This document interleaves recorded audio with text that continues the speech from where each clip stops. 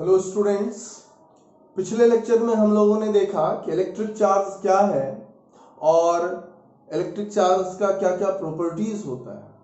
आज के लेक्चर में हम लोग देखेंगे कि किसी बॉडी पर चार्ज का डिस्ट्रीब्यूशन कैसे होता है और किसी बॉडी को चार्ज करने के क्या क्या मेथड्स हैं। सबसे पहले हम लोग देखते हैं distribution of charge.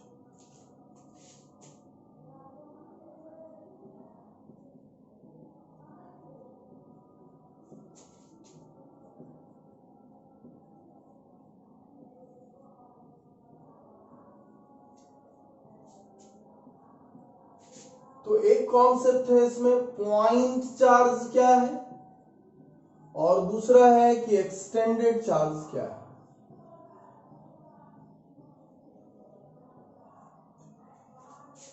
Point charge basically जो मैथ्स में हम लोग पॉइंट देखते हैं उसी का फिजिकल एस्पेक्ट है। फिजिक्स में दो कॉन्सेप्ट है जो पॉइंट से रिलेटेड हम लोग देखते हैं, एक है पॉइंट मास और दूसरा है पॉइंट चार्ज।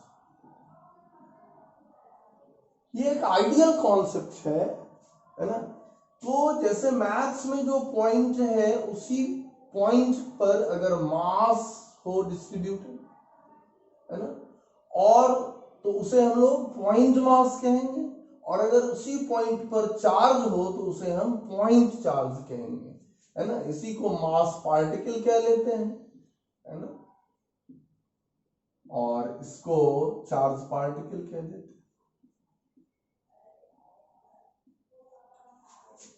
दूसरा जो इसमें आइडिया है वो ये कि इन रियलिटी अगर मान लो कि इस बॉडी पर चार्ज डिस्ट्रीब्यूटेड है तो क्या हम इसे पॉइंट चार्ज कह पाएंगे? इस पर तो चार्ज एक्सटेंडेड है। तो अगर इसमें पॉइंट ऑफ ऑब्जर्वेशन इस बॉडी के लीनियर डायमेंशन से अगर काफी दूर हो तब हम लोग इसको पॉइंट चार्ज की तरह ट्रीट करेंगे। यानी अगर यहां पर ये एक एक्सटेंडेड चार्ज बॉडी है, सपोज करो इसके ऊपर में चार्ज डिस्ट्रीब्यूटेड है और इसका अपना लीनियर डायमेंशन L है ना, और इस बॉडी से R डिस्टेंस पर हमारा पॉइंट ऑफ ऑब्जर्वेशन है।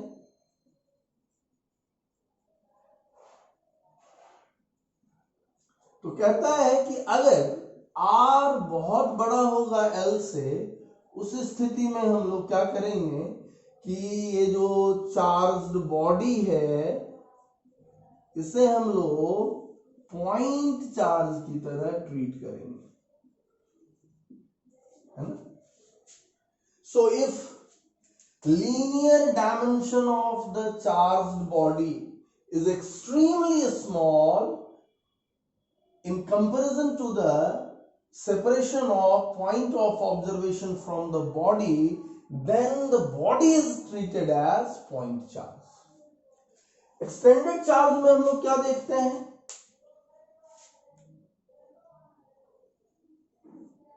हमारे पास तीन तरह का बॉडी हो। चार्ज अगर डिस्ट्रीब्यूटेड हो किसी लाइन पर तो हम लोग कहेंगे कि वो है लीनियर चार्ज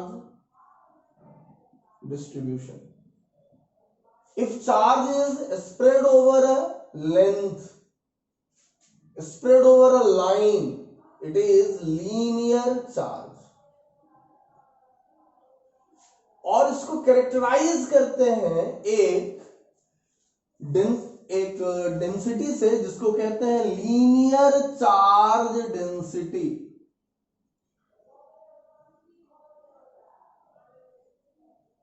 इसको लैम्डा से डिनोट करते हैं। It is defined as charge per unit length. It is defined as charge per unit length. Next is surface charge density.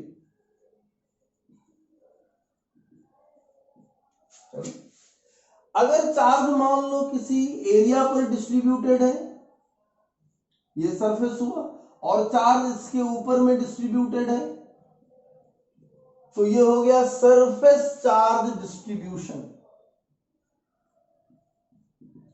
and it is characterized by surface charge density. It is denoted by sigma, and it is defined as charge per unit area. And third one is volumetric charge distribution.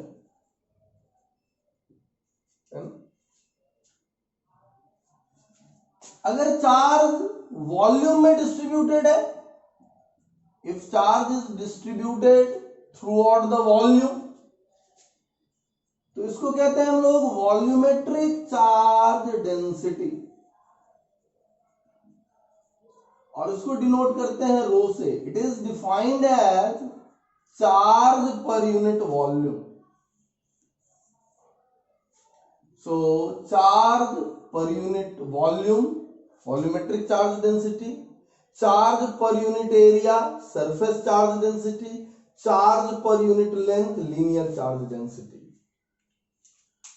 कई बार symbol बदल भी दिया जाता है, इसीलिए इसमें हम लोग एसआई यूनिट्स देखते हैं. यहां पर चार्ज अपॉन लेंथ है तो कूलम्ब बाय मीटर यानी कूलम्ब पर मीटर. यहां पर coulomb per metre square because charge by area है, और यहां पर coulomb by volume, charge by volume, so coulomb per metre cube. इसके डायमेंशंस देखेंगे तो चार्ज का डायमेंशन 80 और यहाँ L इनवर्स है तो ये L इनवर्स हो जाएगा. यहां पर देखेंगे तो ये क्या हो जाएगा 80 L इनवर्स 2 हो जाएगा, और यहां देखेंगे तो होगा 80 L इनवर्स 3 हो जाएगा. अब अगर हम लोग किसी बॉडी पर अगर चार्ज फाइंड आउट करना चाहें तो वो हम लोग इस तरीके से फाइंड आउट कर सकते हैं. So first right it down.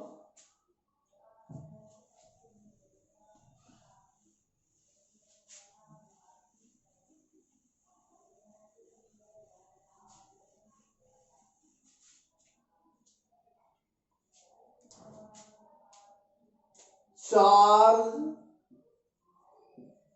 on a body, it is given by integral of differential charge, है ना, इंटीग्रल ऑफ dq. और अगर लीनियर चार्ज डिस्ट्रीब्यूशन है तो dq हम लोग कैसे फाइंड आउट करेंगे, ये हो जाएगा लैम्डा dl का इंटीग्रल. अगर सरफेस में चार्ज डिस्ट्रीब्यूटेड है तो dq लिखेंगे हम लोग सिग्मा dA का इंटीग्रल, और चार्ज अगर वॉल्यूम में डिस्ट्रीब्यूटेड है तो हम लोग चार्ज को लिखेंगे रो dV का इंटीग्रल, है ना. सो बड़े आसानी से हम लोग इसको इंटीग्रेट करके फाइंड आउट कर लेंगे. यानी हम लोग आर्बिट्ररी पोजीशन पर लेंथ के केस में, या यहाँ पर एरिया के केस में एक आर्बिट्ररी एरिया, या वॉल्यूम के केस में एक आर्बिट्ररी डिफरेंशियल वॉल्यूम लेंगे, और उसका जो चार्ज होगा उसको प्रॉपर लिमिट में इंटीग्रेट कर लेंगे, तो हमें यहाँ पर total charge on the body मिल जाएगा. इसे हम लोग प्रॉब्लम वाले लेक्चर में देखेंगे इसके प्रॉब्लम्स. अभी हम लोग देख रहे हैं कि अगर कोई बॉडी चार्ज्ड है तो उसके क्या मायने हैं, है ना.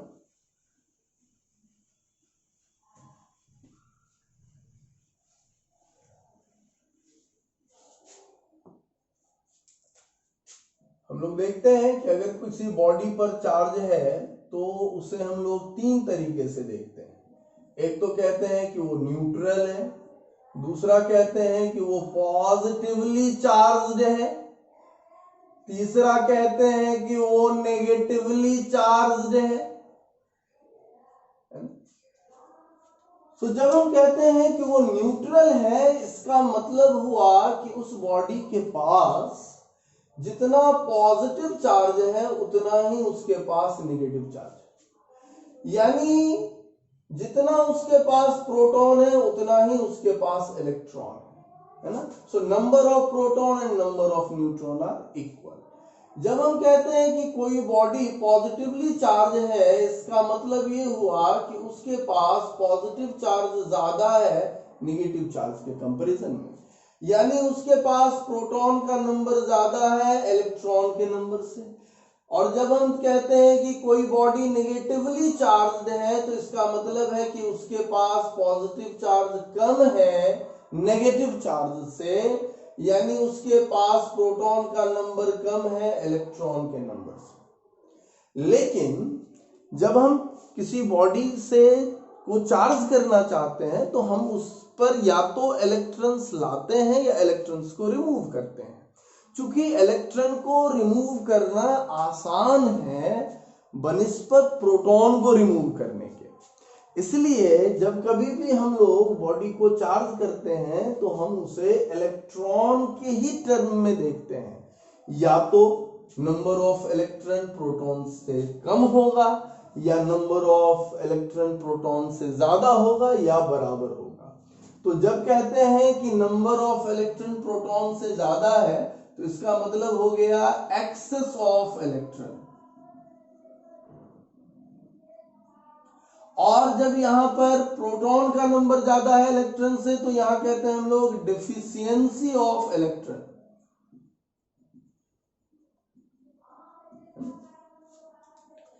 अब हम लोग देखते हैं कि किसी बॉडी पर जो चार्ज आता है वो आता कैसे है, यानी व्हाट आर द मेथड्स, है ना। तो हम लोग देखते हैं मेथड्स ऑफ चार्ज।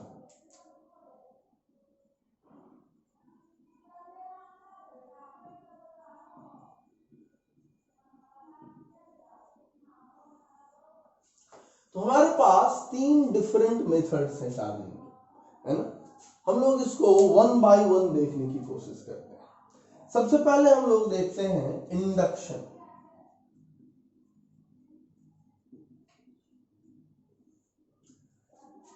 इंडक्शन यानी इलेक्ट्रोस्टैटिक इंडक्शन। इलेक्ट्रोस्टैटिक इंडक्शन का क्या मतलब है, यहां देखो ये हमारा एक आइसोलेटेड कंडक्टर है,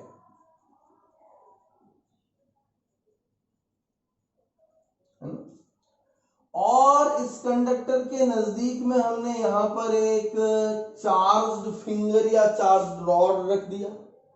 अब क्या होगा कि ये जो चार्ज्ड बॉडी है इसके इन्फ्लुएंस के कारण इस कंडक्टर के पास जो वैलेंस इलेक्ट्रॉन है, जो फ्री इलेक्ट्रॉन्स हैं, वह इलेक्ट्रॉन्स इसके अट्रैक्शन की वजह से इसके आउटर सरफेस पर आकर के रिजाइड करेगा, है ना। तो यहां नजदीक वाला जो आउटर सरफेस है उसके ऊपर में नेगेटिव फ्री चार्जेस आ गए। अब इसका जो फार सरफेस है, रिमोट सरफेस है, वहां पर एग्जैक्टली उतने ही अमाउंट में पॉजिटिव चार्ज आ गया अगर ये न्यूट्रल था, है ना? तो अब क्या हो गया यहां पर कि नजदीक में नेगेटिव चार्ज और दूर में पॉजिटिव चार्ज, है ना।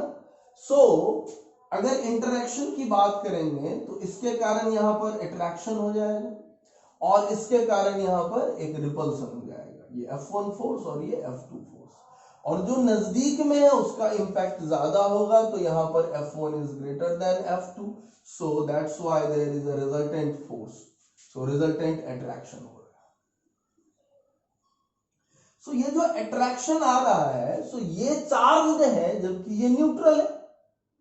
तो एक चार्ज बॉडी और एक न्यूट्रल बॉडी में भी अट्रैक्शन हो सकता है ना। ऐसा नहीं है कि अनलाइक में ही अट्रैक्शन होता है, लेकिन वो जो कहा गया था वो था पॉइंट चार्जेस के बारे में। अभी जो हम लोग कह रहे हैं कि एक न्यूट्रल और एक चार्ज के बीच में अट्रैक्शन हो रहा है, भले ही ये नेगेटिवली चार्ज होता तब यहां पर पॉजिटिव और यहां पर नेगेटिव आता तब भी अट्रैक्शन ही शो करता। तो ये एक्सटेंडेड चार्ज के बारे में हो रहा है, तो ये आइसोलेटेड एक्सटेंडेड कंडक्टर है ना।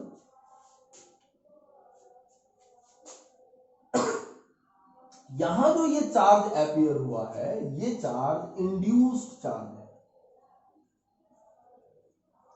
और ये जो इंड्यूस्ड चार्ज है बेसिकली ये क्या है, फ्री चार्जेस है ना।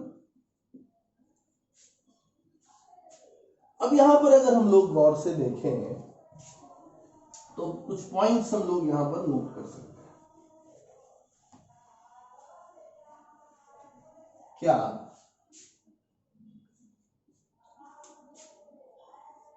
कि इसका जो इफेक्ट है वो कैसा इफेक्ट है, तो ये एक टेम्पररी इफेक्ट है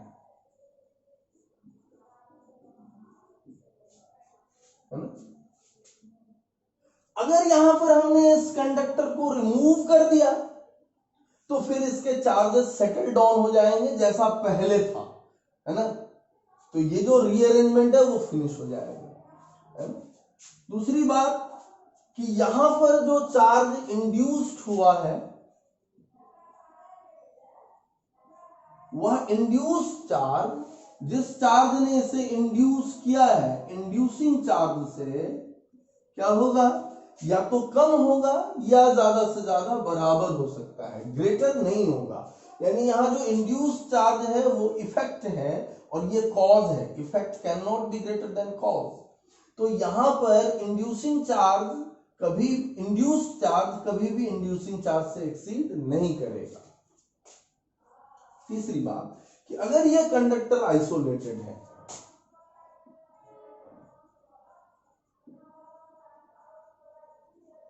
तो इंडक्शन के केस में आइसोलेटेड कंडक्टर का टोटल चार्ज क्या रहेगा, कांस्टेंट रहेगा, है ना, यानी डेल्टा क्यू 0 हो जाएगा। चार्ज कहीं बाहर नहीं गया, चार्ज कहीं बाहर से नहीं आया, इसी के चार्ज का रीअरेंजमेंट हुआ है, इसीलिए चार्ज कांस्टेंट ही है। हमने सपोज कर लिया था न्यूट्रल, अगर ये पॉजिटिवली चार्ज होता तो उतना ही चार्ज रहता जो बिफोर इंडक्शन था, वही चार्ज रहता आफ्टर इंडक्शन भी। अगर नेगेटिवली चार्ज होता तब भी वही होता, है ना। लेकिन अगर कोई कंडक्टर अर्थड हो या ग्राउंडेड हो या कनेक्टेड टू अदर कंडक्टर हो, उस केस में हमसे बात कर रहा है कि इंडक्शन की स्थिति में क्या होगा, तो उस केस में चार्ज कांस्टेंट नहीं भी हो सकता है ना, यानी डेल्टा क्यू 0 नहीं भी हो सकता है।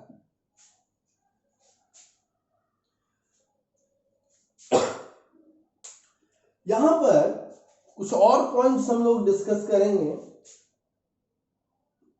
So first right it down.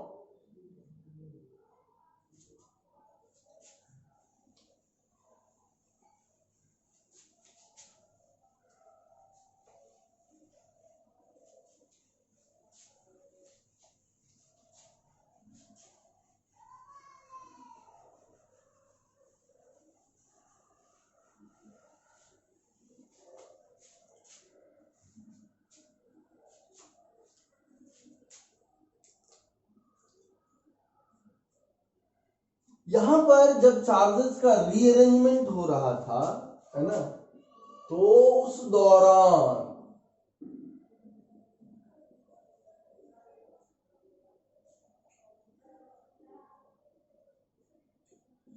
एक करंट था कंडक्टर में, क्योंकि चार्जेस का फ्लो हो रहा था, मोशन हो रहा था।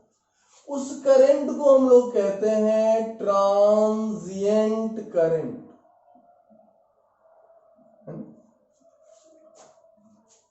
वो करंट काफी थोड़ी देर के लिए होगा, है ना। इंट्रांजिएंट करंट के लिए डेल्टा टी क्या होता है, एक्सट्रीमली स्मॉल। अब कह रहा है कि ऐसा ही फिनोमेना, ये तो कंडक्टर में है, ऐसा ही फिनोमेना अगर इंसुलेटर में हो, नॉन कंडक्टर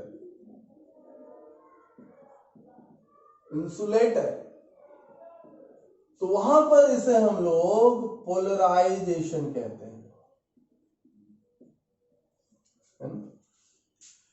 पोलराइजेशन के बारे में थोड़ा बहुत जानते होंगे, इसको मैं थोड़ा एक एग्जांपल से समझाने की कोशिश करता हूं। यहां पर ये कॉम्ब है, कंघी, और इसे हमने अपने सूखे बाल में रगड़ लिया है, और तुमने ये एक्सपेरिमेंट किया भी होगा कि ये पेपर बिट को अपनी तरफ अट्रैक्ट कर लेता है। ये कैसे होता है, इसका मैकेनिज्म हम लोग थोड़ा समझें कि यहां पर ये जो कॉम्ब है, सपोज करो कि ये पॉजिटिवली चार्ज्ड है, तो ये क्या करेगा, इसके सरफेस पर, इस पेपर बिट के नियरर एंड पर नेगेटिव चार्ज अपीयर हो जाएगा और फार एंड पर पॉजिटिव चार्ज अपीयर हो जाएगा। नतीजा इस पॉजिटिव और नेगेटिव के बीच में अट्रैक्शन होगा और इस पॉजिटिव पॉजिटिव के बीच में रिपल्सन होगा और ये अट्रैक्शन ओवरकम करेगा रिपल्सन को, so there is a net force towards the COM, इसलिए वो उसको अट्रैक्ट कर लेता है। लेकिन डिफरेंस इज व्हाट, ये आइसोलेटेड कंडक्टर है और ये कंडक्टर है और ये नॉन कंडक्टर है ना। तो नॉन कंडक्टर में कैसे होता है ये, इसको हम लोग थोड़ा समझे। तो यहां मान लो ये मेरा बॉडी, अब इसके अंदर जो एटम्स या मॉलिक्यूल्स हम देख रहे हैं, इसमें चार्जेस का रीअरेंजमेंट हो जाता है अंदर में। यहां पर ये फ्री चार्जेस है, यहां पर चार्जेस फ्री नहीं हुआ, अपने एटम के अंदर ही कैद है, ये माइनस प्लस, ये माइनस प्लस, ये माइनस प्लस, ये माइनस प्लस। नतीजा इसी तरह और भी एटम्स का देखेंगे तो इस सरफेस पर इफेक्टिवली एक पॉजिटिव चार्ज अपीयर हो गया और इस सरफेस पर इफेक्टिवली नेगेटिव चार्ज अपीयर हो गया। सो डिफरेंस किस चीज में है, यहां जो चार्जेस अपीयर हुआ है उसमें। ये जो चार्ज अपीयर हुआ है ये यहां की तरफ फ्री चार्जेस नहीं है, ये यहां पर बॉन्ड चार्जेस है।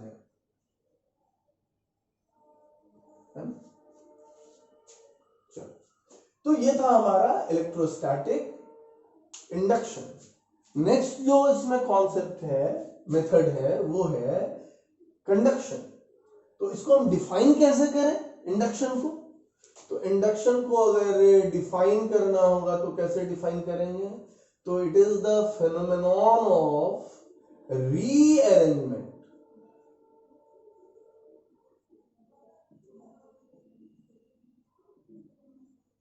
charges of a conductor, या इसको लिखे charges of an extended conductor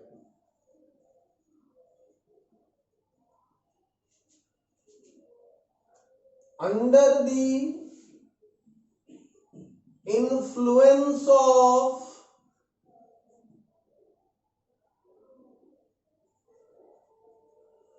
charged body placed nearby or external electric field। असल में यही चार्ज अपना एक इन्फ्लुएंस क्रिएट करता है जिसे हम फील्ड कहते हैं। तो एक्सटर्नल इलेक्ट्रिक फील्ड या किसी चार्ज बॉडी के प्रेजेंस में किसी कंडक्टर का, एक्सटेंडेड कंडक्टर के चार्जेस का जो रीअरेंजमेंट होता है उसे ही हम क्या कहते हैं, इंडक्शन या इलेक्ट्रोस्टैटिक इंडक्शन कहते हैं। अगला जो हमारा मेथड है वह मेथड है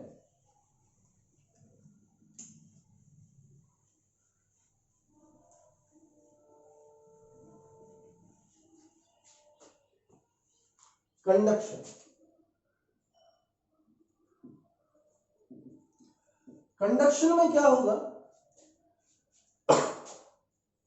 जैसे यहां पर हम लोगों ने दो कंडक्टर ले लिया, एक ए और बी, और इस पर चार्जेस हैं। तो चार्जेस होने की वजह से इस कंडक्टर के पोटेंशियल्स हो सकता है अलग अलग हो। सपोज करो ए और बी, अगर ए और बी के पोटेंशियल्स अलग अलग होंगे और इसे मैं कांटेक्ट में ले आऊं, या तो इसे मैं टच करा दूं या फिर इसे किसी कंडक्टिंग वायर से जोड़ दूं, उस स्थिति में चार्ज का फ्लो होगा। और तब तक फ्लो होगा जब तक कि दोनों बॉडी का, दोनों कंडक्टर का पोटेंशियल सेम ना हो जाए। दूसरी बात कि सपोज करो यहां पर एक कंटिन्यूअस कंडक्टर है, लेकिन इसके अलग अलग क्रॉस सेक्शंस पे अलग अलग पोटेंशियल है। एक क्रॉस सेक्शन ए है और दूसरा क्रॉस सेक्शन बी है, ये कंडक्टर है हमारा। तो उस स्थिति में क्या होगा कि अगर ए क्रॉस सेक्शन और बी क्रॉस सेक्शन का पोटेंशियल डिफरेंट होगा तो यहां पर भी चार्ज का फ्लो होगा, और तब तक होगा जब तक कि दोनों का पोटेंशियल सेम नहीं हो जाता है ना। और वैसी स्थिति में क्या होने वाला है कि एक कंडक्टर मान लो हायर पोटेंशियल पर है और दूसरा कंडक्टर क्या है, लोअर पोटेंशियल पर है, तो पॉजिटिव चार्ज का फ्लो होगा हायर पोटेंशियल से लोअर पोटेंशियल पर और नेगेटिव चार्ज का फ्लो होगा from lower potential to higher potential and it continues कब तक, जब तक कि दोनों का पोटेंशियल सेम ना हो जाए, है ना। तो फाइनली क्या होना है, फाइनली पोटेंशियल ऑफ ए और पोटेंशियल ऑफ बी बराबर होना है ना? अगर दोनों का पोटेंशियल शुरू में भी सेम है तो फिर चार्ज का फ्लो नहीं होगा। इस बात को हम फिर से रिपीट करें कि चार्ज का फ्लो चार्ज के अमाउंट की वजह से नहीं होता है कि एक पे ज्यादा अमाउंट में चार्ज है और एक पर कम अमाउंट में चार्ज है, वह इस वजह से होगा कि उसके पोटेंशियल डिफरेंट हो, है ना। अगर पोटेंशियल सेम हो गया तो फिर चार्ज फ्लो नहीं करेगा, चार्ज मूव नहीं करेगा।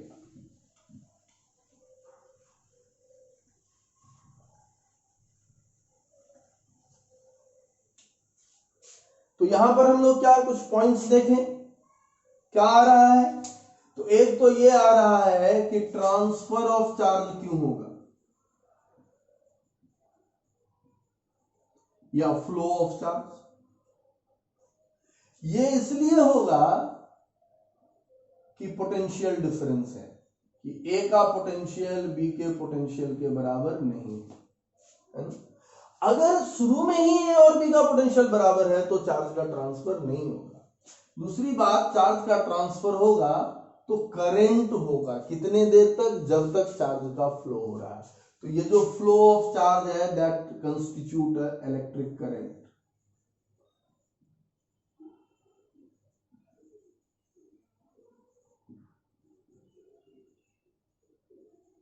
ड्यूरिंग फ्लो ऑफ चार्ज, तो जब तक पोटेंशियल इक्वल नहीं हो जाता है तब तक उसमें एक करंट होगा।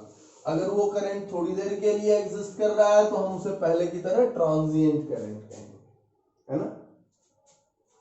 और फाइनली तो पता ही है कि इसके पोटेंशियल्स सेम हो जाएंगे।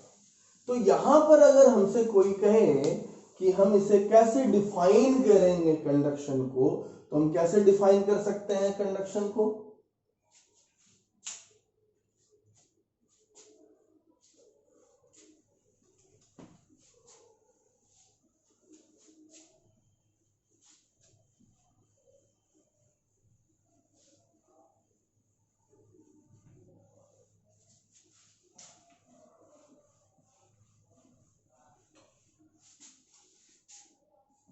तो हम लोग बड़े आराम से डिफाइन कर सकते हैं, it is defined as transfer of charge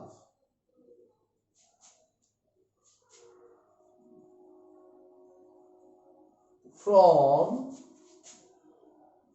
one conductor to other or from one part of conductor to other due to potential difference. Of course, electric potential difference. So this is the conduction, है ना। इसमें एक point हम लोग note कर लें जो हमको आगे प्रॉब्लम्स करते वक्त मदद करेगा, कि अगर एक कंडक्टिंग स्फेयर है तो इस कंडक्टिंग स्फेयर का पोटेंशियल क्या होगा, है ना? इसका रेडियस अगर r है तो इसका जो पोटेंशियल होगा, है ना, v, it is proportional to charge, जो इसके ऊपर में चार्ज है, and inversely proportional to its radius. ये रिजल्ट बड़े काम का है। और ये पोटेंशियल प्रोपोर्शनल होगा। अगर मैं यहां पर कंडक्टर पर जो चार्जेस होगा केवल आउटर सरफेस पर होगा, तो उसका चार्ज डेंसिटी के टर्म में भी हम चार्ज को लिख सकते हैं। स्फीयर के केस में सिग्मा कांस्टेंट होगा, तो sigma charge density, surface charge density into its surface area 4 pi R square. So Q equal sigma into 4 pi R square. यहां पर Q के जगह पर अगर हम sigma into 4 pi R square adjust कर दें तो हमें यहां पर मिलेगा V proportional to sigma into R. So ये फॉर्मूला बहुत काम का है। चलो अब हम लोग इसमें आखिरी देखते हैं, वो है फ्रिक्शन। तो फ्रिक्शन के कारण कैसे किसी बॉडी पर चार्ज अपीयर करता है। Third is friction. और 9th स्टैंडर्ड में हम लोगों ने देखा है कि फ्रिक्शन के कारण जो चार्ज अपीयर होता है उसे हम लोग कहते हैं स्टैटिक इलेक्ट्रिसिटी या फ्रिक्शनल इलेक्ट्रिसिटी।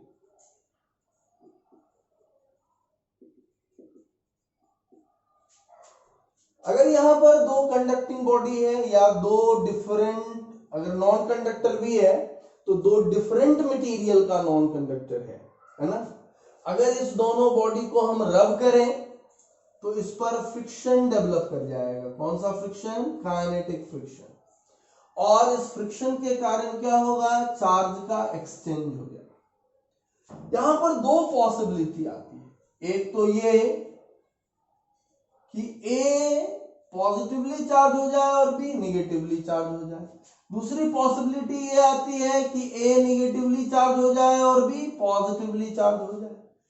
अगर हम ये कह रहे हैं कि A हमारा पॉजिटिवली चार्ज हो गया और B निगेटिवली, इसका मतलब है कि इलेक्ट्रॉन का ट्रांसफर हो रहा है A से B में,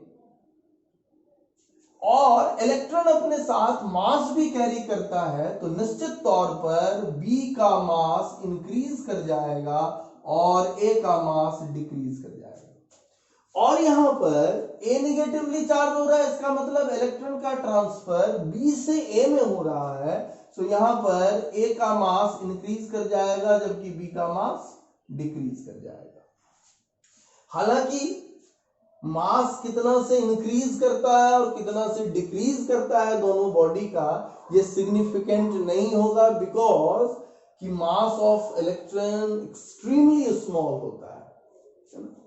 अब यहां पर हम लोग ये बात करें कि आखिर हम कैसे डिसाइड करें कि कौन पॉजिटिवली चार्ज होगा और कौन निगेटिवली चार्ज होगा। इसको समझने के लिए हमें एक कॉन्सेप्ट जानना होगा, जो है वर्क फंक्शन। वर्क फंक्शन होता है minimum energy required to remove an electron from a body. किसी बॉडी से इलेक्ट्रॉन को बाहर कर देने के लिए, रिमूव कर लेने के लिए जो एनर्जी रिक्वायर्ड है कम से कम, वो है वर्क फंक्शन। या यूं कहें कि energy required to remove an electron from the surface of the body, है ना, तो वो हो गया वर्क फंक्शन।